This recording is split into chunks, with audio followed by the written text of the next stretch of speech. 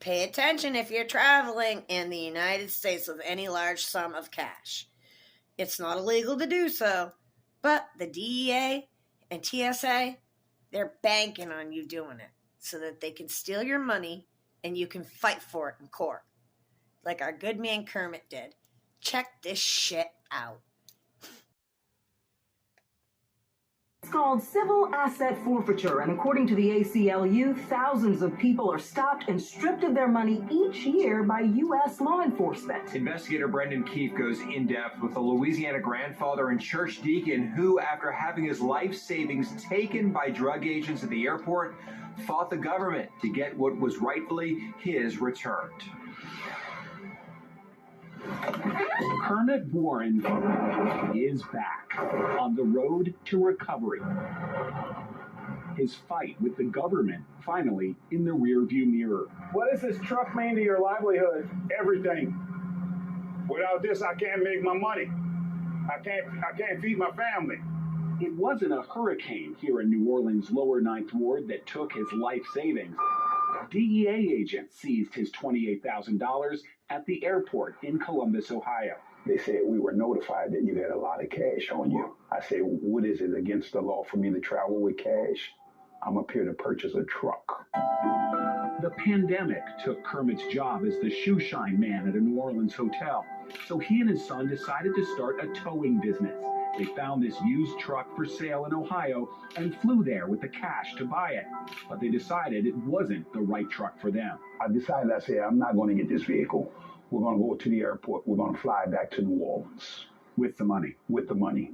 They left with the same money in this bag photographed when they arrived in Ohio.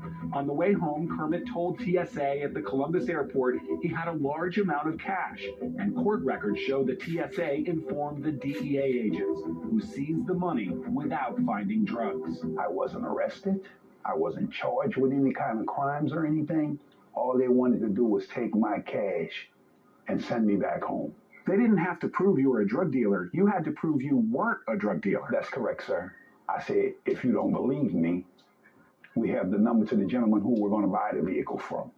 We have a description of the vehicle. We have pictures of the vehicle. Didn't want to hear any of that. It was just see cash, take cash. Kermit's father drowned here when the levees broke during Hurricane Katrina. His mother died soon after.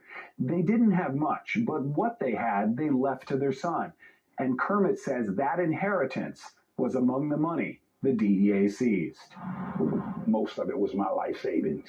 I would take $100 per week and put on the side for like 25 years. How did Kermit eventually pay for a tow truck? He filed a claim for his own money in federal court. Drug dealers don't try to get their money back from the police. They say, well, this is the cost of doing business, right? That's correct. I would have chalked it up and said, that's just a part of that lifestyle. But I work hard for my money. Everything I have is from blood, sweat, and tears.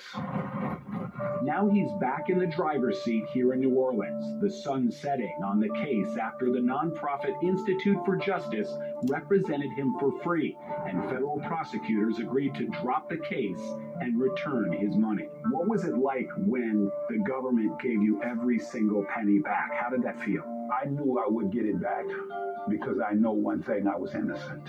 Do you feel vindicated? Of course. Why wouldn't I? I'm fighting with everything living inside of me that this does not happen to anybody else.